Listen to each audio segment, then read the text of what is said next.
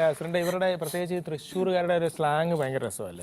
അത് പറയാറുണ്ടോ? ഇടയ്ക്കിടയ്ക്ക് പറയാറുണ്ടോ? എന്ന് വെച്ചാൽ ഞാൻ പഠിപ്പിക്കുന്ന സ്കൂളില് എൻ്റെ കുറച്ച് ടീച്ചേഴ്സ് സുഹൃത്തുക്കളുണ്ട്. ഞങ്ങള് പക്ക തൃശ്ശൂർ ഭാഷയാണ് അവിടുത്തെ എല്ലാരും പറയാ. പക്ഷെ ഇംഗ്ലീഷില് സംസാരിക്കണം സ്കൂളില്, മലയാളം സംസാരിക്കാൻ പറ്റില്ല. ടീച്ചേഴ്സിന് വരെ പ്രശ്നം അതാണ് സംസാരിച്ചു കഴിഞ്ഞാൽ. അപ്പോൾ ഞാനാണെങ്കിൽ പഠിപ്പിക്കുന്നത് ഇംഗ്ലീഷുമാണ്. ഇപ്പൊ കുട്ടികളായിട്ട് ഇന്ററാക്ട് ചെയ്യണ സമയത്തൊക്കെ കുട്ടികളുടെ ഇംഗ്ലീഷ് കേൾക്കാൻ ഭയങ്കര രസമാണ്. ഞങ്ങളുടെ പ്രിൻസിപ്പൽ ഫാദർ എപ്പോഴും അവരെ ഇമിറ്റേറ്റ് ചെയ്ത് കാണിക്കും. കുട്ടികൾ ഇങ്ങനെ പറയാം, നമ്മളിപ്പോ നടന്നു പോവാണ് വിചാരിക്കും, അപ്പഴത്തുനിന്ന് കുട്ടികൾ വരണ്ട് ചോദിക്കും, miss where going,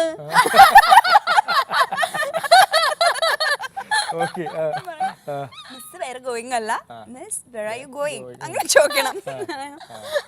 miss I can do it ട്ടാ.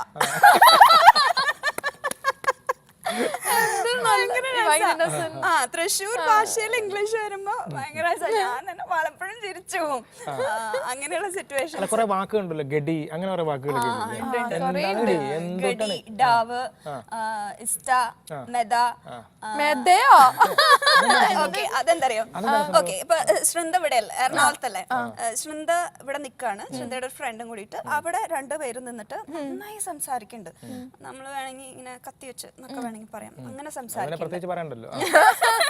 അപ്പൊ ശൃന്ദ ഫ്രണ്ടിന്റെ അടുത്ത് എന്താ പറയാ? അവരുടെ ഭയങ്കര കത്തിപ്പാന്ന് തോന്നുന്നു, വർത്താനം പറയുന്നു, അങ്ങനെയൊക്കെ പറയും അല്ലെ? ഞങ്ങൾ അങ്ങനെയല്ല പറയാ, ഡാവി ഡാവിട്ട് ജാതി മെതസ്റ്റോ. എന്ത് ജാതി മെതസ്റ്റോ?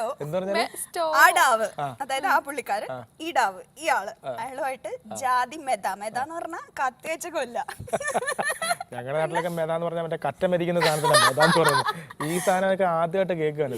പിന്നെ മരിച്ചാല് പറയും. മരിച്ചാലും പറയൂ?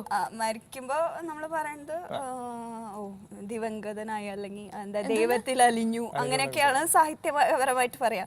നമ്മൾ പറയും ജോസേട്ടൻ പാടായിട്ടാ. ജോസേട്ടൻ പാടായിട്ടാ